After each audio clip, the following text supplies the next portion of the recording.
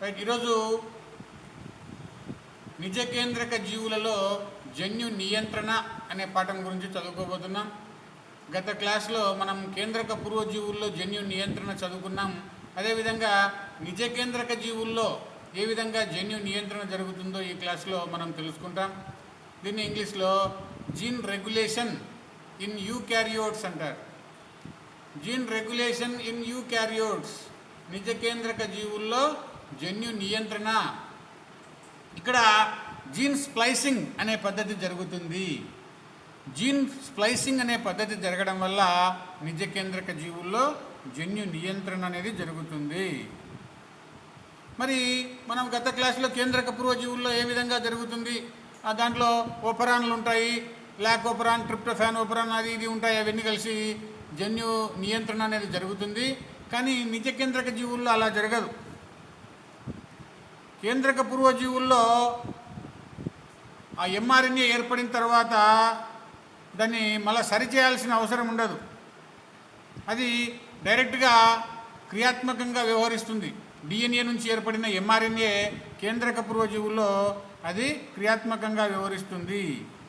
కానీ నిజ కేంద్రక జీవుల్లో అయితే ఒక సమస్య ఉంది.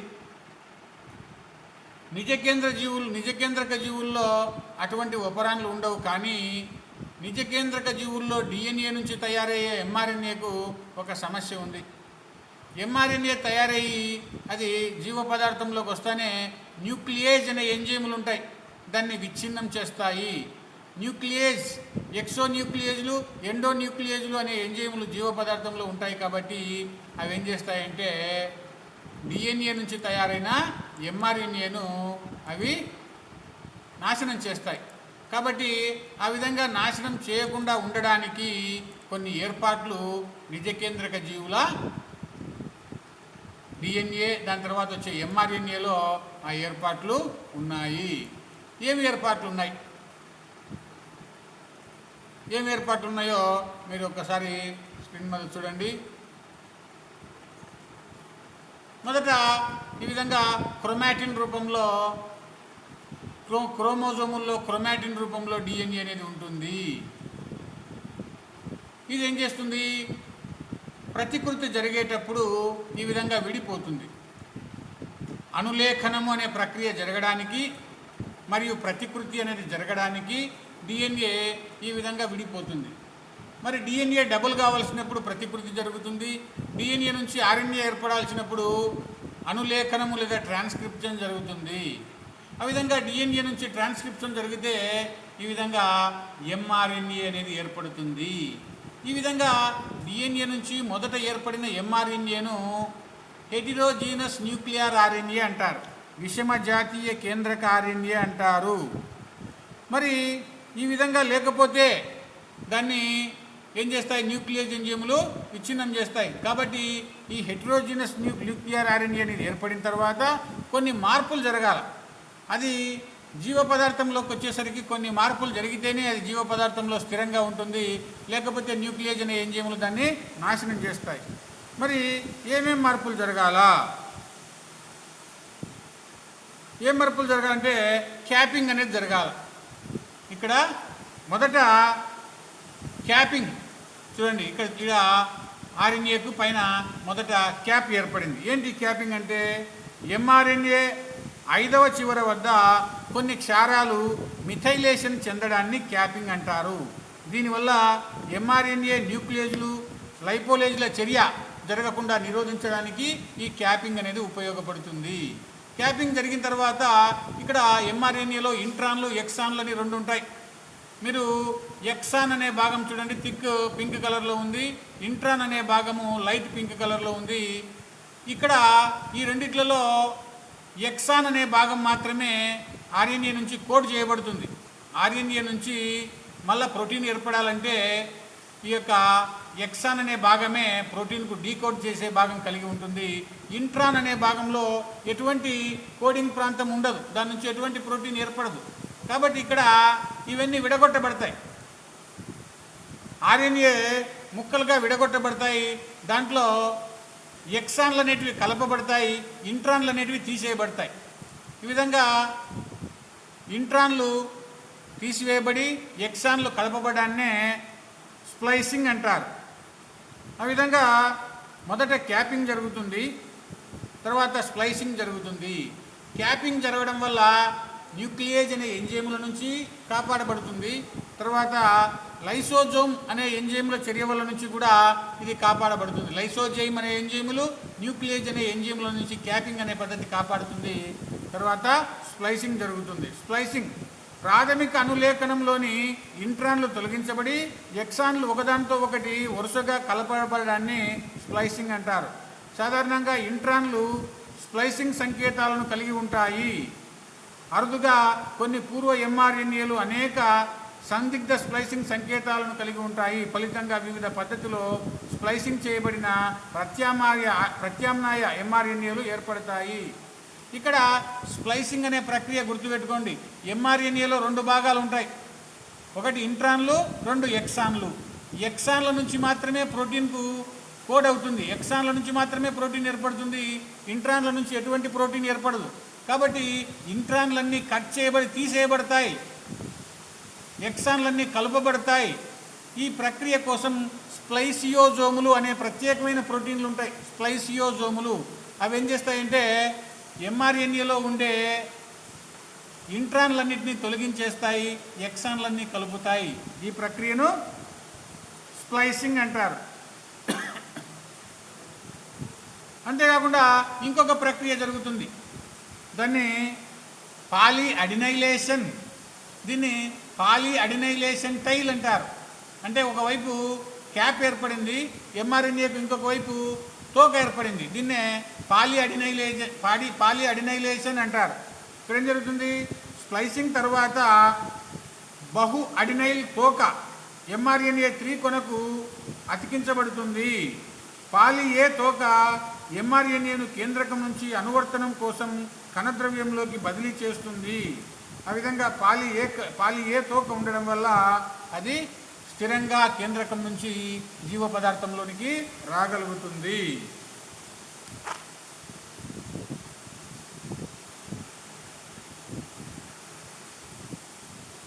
ఆ విధంగా డిఎన్ఏ నుంచి మొదట ఎంఆర్ఎన్ఏ నుంచి మొదట ఎంఆర్ఎన్ఏ ఏర్పడుతుంది. ఎంఆర్ఎన్ఏ నుంచి తర్వాత ప్రోటీన్లు ఏర్పడతాయి. అయితే డిఎన్ఏ తయారైన వెంటనే దాంట్లో డిఎన్ఏలో అన్ని ఎంఆర్ఎన్ఏ ఏర్పరిచే భాగాలు అన్నీ ఉంటాయి. డిఎన్ఏ భాగంలో ఎంత పొడవు డిఎన్ఏ ఉందో అంత పొడవు ఎంఆర్ఎన్ఏ తయారవుతుంది. కాకపోతే ఎంఆర్ఎన్ఏలోనే 2 నిర్దిష్టమైన భాగాలు ఉంటాయి. ఒకటి ఇంట్రాన్లు, 2 ఎక్సాన్లు అనే భాగాలు ఉంటాయి. ఇంట్రాన్లు, ఎక్సాన్లు 2 ఉంటాయి. ఈ విధంగా నిజ కేంద్రక జీవుల్లో జన్యువులు 2 రకాల ప్రాంతాలుగా విభజించడం జరిగింది. నిజ కేంద్రక జన్యువులలో నత్రజని క్షారాలు, అమైనో ఆమ్లాలను సంకేతం చేసే ప్రాంతాలను ఎక్సాన్లు అంటారు. అమైనో ఆమ్లాలను సంకేతం చేసే ప్రాంతాలను ఎక్సాన్లు అంటారు. సంకేతం చేయని ప్రాంతాలను ఇంట్రాన్లు అంటారు. అందువల్ల నిజ కేంద్రక జీవులను ఎప్పుడు కూడా స్ప్లిట్ జీన్స్ అంటారు. నిజ కేంద్రక జన్యువులను స్ప్లిట్ జీన్స్ అంటారు. ఎందుకంటే ఇవి అన్నీ కూడా ప్రోటీన్లకు కోట్ కావు. ఏర్పడిన ప్రతి ఒక్కటి దాని నుంచి ప్రతి ఒక్క ఎంఆర్ఎన్ఏ పూర్తిగా ప్రోటీన్లు ఏర్పడదు. కొంత ప్రోటీన్లకు కోట్ చేయని భాగం ఉంటుంది, వాటిని ఇంట్రాన్లు అంటారు. అవి తొలగించి వేయాలి. కాబట్టి నిజ కేంద్రక జీవుల ఎంఆర్ఎన్ఏను స్ప్లిట్ జీన్స్ లేదా విచ్ఛిన్న జన్యువులు అంటారు. స్ప్లిట్ జన్యువుల నుంచి విషమ జాతీయ కేంద్రక ఆర్ఎన్ఏ అనేది మొదట అనులేఖనం ద్వారా ఏర్పడుతుంది. ఈ విషమ జాతీయ కేంద్రక ఆర్ఎన్ఏలో ఒక చర్యా క్రమాంకం జరుగుతుంది, ఒక పద్ధతి ప్రకారము చర్య జరుగుతుంది. ఏమేమి జరుగుతుంది? మొదట క్యాపింగ్ 5వ అంత్యానికి టోపీ అనేది ఏర్పడుతుంది. తర్వాత కోడ్ చేయని ఇంట్రాన్ల యొక్క పరిపూరక భాగాలన్నీ తొలగించి వేయబడతాయి. మిగిలిన స్థానాలన్నీ అంటే ఎక్సాన్లన్నీ కూడా కలపబడతాయి. అమైనో ఆమ్లాల కోడింగ్ కోసము అవి కలపబడతాయి. అంతేకాకుండా 3వ ప్రక్రియ ఏం జరుగుతుంది? 3వ అంత్యానికి అడినైల్ అనే నత్రజని క్షారాలు అధిక సంఖ్యలో అతకబడతాయి. ఈ విధంగా జన్యు సంకేతం కలిగిన ఎంఆర్ఎన్ఏ ఏర్పడుతుంది. ఈ విధంగా ఇంట్రాన్ పరిపూరిత భాగాలను తొలగించడాన్ని ఆర్ఎన్ఏ స్ప్లైసింగ్ అంటారు. ఈ స్ప్లైసింగ్ విధానము స్ప్లైసియోజోములు అనే ఆర్ఎన్ఏ ప్రోటీన్ సమ్మేళనం ద్వారా నిర్దేశించడం జరుగుతుంది. ఈ సమ్మేళనాలు హెటెరోజీనస్ న్యూక్లియర్ ఆర్ఎన్ఏలోని ఇంట్రాన్ పరిపూరిత భాగాలను తొలగించి ఎక్సాన్ పరిపూరిత భాగాలతో కలపడానికి ఉపయోగపడతాయి. మీరు స్క్రీన్ మీద ఒక డయాగ్రామ్ చూడండి, బాగా అర్థమవుతుంది. ఇక్కడ మొదట డిఎన్ఏ, దీంట్లో ఇంట్రాన్లు ఉంటాయి, ఎక్సాన్లు ఉంటాయి. ఇంట్రాన్లు ఎక్సాన్లు అన్నీ కూడా డిఎన్ఏలో ఉంటాయి. అయితే డిఎన్ఏలో ఎటువంటి ఉన్నా ఇబ్బంది లేదు, అవన్నీ కూడా ఎంఆర్ఎన్ఏగా కాపీ చేయబడతాయి. డిఎన్ఏలో ఏమున్నా కూడా ఇంట్రాన్లు ఎక్సాన్లు ఇంకొకటి ఏమన్నా ఉండని అన్నీ కూడా అనులేఖనం ద్వారా విషమ జాతీయ కేంద్రక ఆర్ఎన్ఏ అనేది ఏర్పడుతుంది. దీంట్లో ఎక్సాన్లు ఇంట్రాన్లు అనే భాగాలు ఉంటాయి. ఇవన్నీ కూడా ఉంటుంది కాబట్టి దీన్ని విషమ జాతీయ కేంద్రక ఆర్ఎన్ఏ అంటారు. ఇది 3 ముఖ్యమైన మార్పులు జరగాల. 1 క్యాపింగు, 2 స్ప్లైసింగు, 3 బహు అడినైల్ కొన. ఈ 3 జరగాల. మొదట క్యాపింగ్ అంటే టోపీ, 5వ చివర యొక్క ఎంఆర్ఎన్ఏ 5వ అంత్యానికి ఒక టోపీ అతికించబడుతుంది. ఏముంటాయి టోపీలో?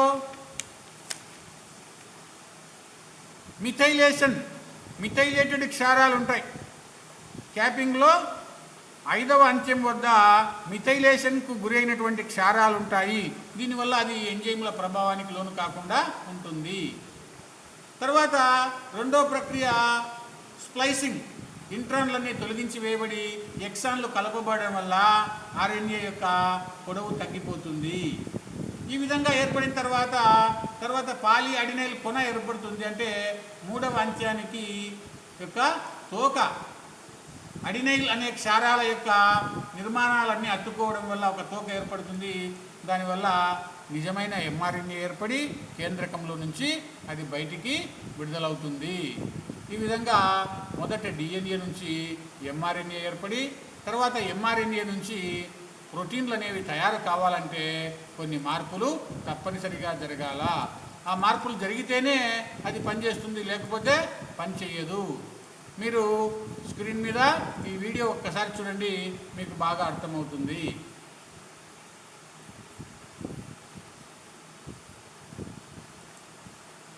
దీన్నే ఆర్ఎన్ఏ ప్రాసెసింగ్ అని కూడా అంటారు. ఆర్ఎన్ఏ ప్రాసెసింగ్ ఇది కేంద్రకంలో ఉండే తయారైనటువంటి ఎంఆర్ఎన్ఏ, కొత్తగా తయారైన డిఎన్ఏ నుంచి తయారైన ఎంఆర్ఎన్ఏ. దీనిలో మొదట క్యాపింగ్. ఈ విధంగా ఇటువంటి నత్రజని క్షారాలు 5వ కొనకు అతికించబడతాయి. దీన్నే క్యాపింగ్ అంటారు. చూడండి క్యాపింగ్ ఎట్లా జరుగుతుందో. ఈ విధంగా 5వ అంత్యానికి గ్వానోసిన్ అనే నత్రజని క్షారాలు ఇక్కడ మిథైలేషన్కు గురైనటువంటి గ్వానోసిన్ అనే నత్రజని క్షారాలు ఇక్కడ అతుక్కుంటాయి.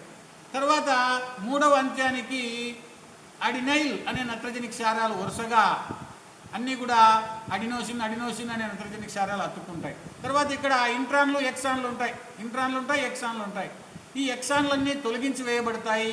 ఇక్కడ లైట్ కలర్లో ఉండే ఎక్సాన్లన్నీ కూడా కలపబడతాయి. ఇంట్రాన్లన్నీ తొలగించి వేయబడతాయి, ఎక్సాన్లన్నీ కూడా కలపబడతాయి. ఇవన్నీ ఎక్సాన్లన్నీ కలపడం వల్ల నిజమైన పరిణితి చెందిన ఎంఆర్ఎన్ఏ అనేది ఏర్పడింది. ఈ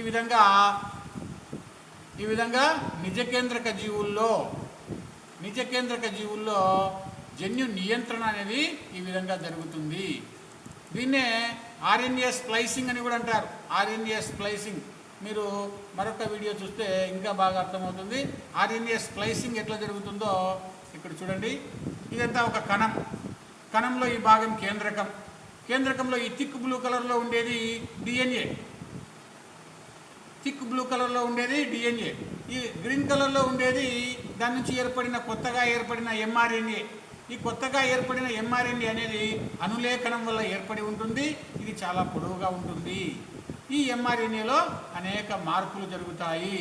చూడండి, ఇది డిఎన్ఏలో అనులేఖనం జరగడం వల్ల ఇటువంటి ఎంఆర్ఎన్ఏ ఏర్పడింది. ఈ ఎంఆర్ఎన్ఏలో అనేక మార్పులు జరగాల. ఆ మార్పులన్నిటినీ కలిపి ఆర్ఎన్ఏ స్ప్లైసింగ్ అంటారు. ఏ మార్పులు జరుగుతున్నాయి? ఇంట్రాన్లు ఉన్నాయి, ఎక్సాన్లు ఉన్నాయి. ఇంట్రాన్లు తొలగించి వేయబడతాయి, ఎక్సాన్లు కలపబడతాయి. ఇక్కడ ఒక ఎక్సాన్ ఉంది, ఇక్కడ ఒక ఎక్సాన్ ఉంది, అవి రెండు కలపబడతాయి. వీటిని స్మాల్ న్యూక్లియర్ ఆర్ఎన్పీస్ అంటారు. అంటే వీటిని స్ప్లైసియోజోములు అంటారు. ఇవి కట్ చేస్తాయి ఎంఆర్ఎన్ఏను ఇక్కడ 2 స్థానాల వద్ద కట్ చేస్తాయి. రైబోన్యూక్లియో ప్రోటీన్లు ఆ విధంగా ఎంఆర్ఎన్ఏకు 2 స్థానాల్లో అతుక్కొని అక్కడ దాన్ని కట్ చేస్తాయి. ఇదంతా కూడా దీన్ని స్ప్లైసియోజోమ్ అని కూడా అంటారు. స్ప్లైసియోజోమ్. ఇక్కడ కొంత ప్రత్యేకమైన సీక్వెన్స్ ఉంటుంది. ఎక్కడ కట్ చేయాలనో దాని ముందుగా ప్రిసైజ్గా ఉంటుంది, అక్కడ మాత్రమే కట్ చేస్తాయి. ఇక్కడ ఎక్సాన్లు ఇంట్రాన్లు కలిసే ఈ ప్రాంతం దగ్గర అది కట్ చేస్తుంది. స్ప్లైసియోజోమ్ అనేది కట్ చేయడం వల్ల ఈ విధంగా ఇంట్రాన్లు తీసివేయబడతాయి, ఎక్సాన్లు కలపబడతాయి. చూడండి స్ప్లైసియోజోమ్లు ఏం పనిచేస్తున్నాయో చక్కగా కనిపిస్తుంది. స్ప్లైసియోజోమ్లు 2 అతుక్కొని ఈ కట్ చేసిన భాగాలను 2 కలిపేస్తుంది. దీనివల్ల ఒరిజినల్ ఎంఆర్ఎన్ఏ, చైతన్యవంతమైన ఎంఆర్ఎన్ఏ, ప్రోటీన్ ఏర్పరిచే ఎంఆర్ఎన్ఏ ఏర్పడుతుంది. ఈ విధంగా ఇది కట్ అయిపోతుంది. ఇవి ఇంట్రాన్ కాబట్టి కట్ అయిపోతుంది, ఎక్సాన్లు కలపబడతాయి. ఈ విధంగా ఆర్ఎన్ఏ అనేది ఏర్పడుతుంది. దాని నుంచి మళ్ళీ ప్రోటీన్ అనేది తయారవుతుంది. ఆ విధంగా ఆ ఇంట్రాన్లు ఇంకా జీవ పదార్థంలో కరిగి విచ్ఛిన్నం అయిపోతాయి. రైట్, అర్థమైందా? కేంద్రక పూర్వజీవుల్లో మనము నిన్న క్లాస్లో చూసినాం. ఈరోజు నిజ కేంద్రక జీవుల్లో ఏ విధంగా జన్యు నియంత్రణ జరుగుతుందో మొదట డిఎన్ఏ అనే జన్యువు నుంచి విషమజాతీయ కేంద్రక ఆర్ఎన్ఏ ఏర్పడుతుంది. దాని నుంచి ప్రోటీన్లు ఏర్పడతాయి. అయితే విషమజాతీయ కేంద్రక ఆర్ఎన్ఏ అనేక మార్పులు చెంది తర్వాత చైతన్యవంతమైన తర్వాత ఒరిజినల్ సీక్వెన్స్ దాంట్లో ఉన్న తర్వాత దాని నుంచి మనకు ప్రోటీన్లు అనేవి తయారవుతాయి. మొదట అనులేఖనము జరుగుతుంది. డిఎన్ఏ నుంచి ఆర్ఎన్ఏ తయారయ్యే పద్ధతిని అనులేఖనం అంటారు. ఆర్ఎన్ఏ నుంచి ప్రోటీన్ తయారయ్యే పద్ధతిని అనువాదము అంటారు. ఈ విధంగా వరుసగా డిఎన్ఏ నుంచి అనులేఖనము ఎంఆర్ఎన్ఏ ఏర్పడుతుంది, ఎంఆర్ఎన్ఏ నుంచి అనువాదము ప్రోటీన్ ఏర్పడుతుంది. ఈ విధంగా ప్రోటీన్ అనేది ఏర్పడాలంటే డిఎన్ఏ నుంచి తయారైన ఈ యొక్క విషమజాతీయ కేంద్రక ఆర్ఎన్ఏలో మార్పులు జరగాల. 3 మార్పులు జరుగుతాయి. 1 క్యాపింగు, 2 స్ప్లైసింగు, 3 టైలింగు. ఈ 3 ప్రక్రియలు జరిగితేనే ఇక చైతన్యవంతమైన ఎంఆర్ఎన్ఏ ఏర్పడుతుంది. దాని నుంచి ప్రోటీన్లు ఏర్పడతాయి. రైట్, ఆ విధంగా తయారైన ఎంఆర్ఎన్ఏ కేంద్రకం నుంచి కేంద్రక రంధ్రాల ద్వారా జీవ పదార్థంలోకి వస్తుంది. ఆ జీవ పదార్థంలో అది అనువాదంలో పాల్గొని అంటే రైబోజోమ్లతో కలిసి అనువాదంలో పాల్గొంటుంది, ప్రోటీన్లను ఏర్పరుస్తుంది. ఆ ప్రోటీన్లు నిర్మాణాత్మక ప్రోటీన్లు అయితే నిర్మాణంలో పాల్గొంటాయి, క్రియాత్మక ప్రోటీన్లు అయితే అనేక రసాయనిక చర్యల్లో ఎంజైములుగా ఉపయోగపడతాయి. లేదా సిగ్నలింగ్ ప్రోటీన్లు అయితే కణత్వచం వరకు పోయి సిగ్నల్స్ గ్రహించడంలో ఈ ప్రోటీన్లు తోడ్పడతాయి. ఈ విధంగా నిజకేంద్రక జీవుల్లో ఎంఆర్ఎన్ఏ సంరక్షణ ముఖ్య పాత్ర. ఎంఆర్ఎన్ఏ సంరక్షణ అనేది అధిక ప్రాధాన్యత ఇవ్వాల్సి ఉంటుంది. ఎందుకంటే కేంద్రకంలో ఎక్సోన్యూక్లియేజ్ అనే ఎంజైమ్లు ఉండవు. కేవలం కేంద్రకం బయట జీవ పదార్థంలో మాత్రమే ఈ ఎక్సోన్యూక్లియేజ్లు ఉంటాయి. ఇవి ఎంఆర్ఎన్ఏను విచ్ఛిన్నం చేసే అవకాశం ఉంది. కాబట్టి ఈ తగిన మార్పులతో మాత్రమే ఎంఆర్ఎన్ఏ బయటికి వస్తుంది, కేంద్రకం బయటికి. తర్వాత వచ్చిన తర్వాత అది జీవక్రియల్లో అవసరమైన ప్రోటీన్లను ఉత్పత్తి చేస్తుంది. ఇది ఇప్పుడు చెప్పింది నిజ కేంద్రక జీవుల్లో జన్యు నియంత్రణ. స్ప్లైసింగ్ అనే ప్రక్రియ జరుగుతుంది. దీనికి స్ప్లైసియోజోములు అనే రైబోన్యూక్లియో ప్రోటీన్లు ఉపయోగపడతాయి ఈ ప్రక్రియ నిర్వహించడానికి. Right, any doubts? నిజ కేంద్రక జీవుల్లో జన్యు నియంత్రణ, జన్యువులు ఏ విధంగా తయారవుతాయి, వాటి నుంచి ఎంఆర్ఎన్ఏ నుంచి ప్రోటీన్లు ఏ విధంగా ఏర్పడతాయి, అవి రెగ్యులేషన్ ఏ విధంగా జరుగుతుంది అనేది మనం ఈ క్లాస్లో చూసినాం. మీకు ఏమైనా డౌట్లు ఉంటే ఎవరైనా అన్మ్యూట్ చేసుకొని నాతో మాట్లాడవచ్చు. Any doubts?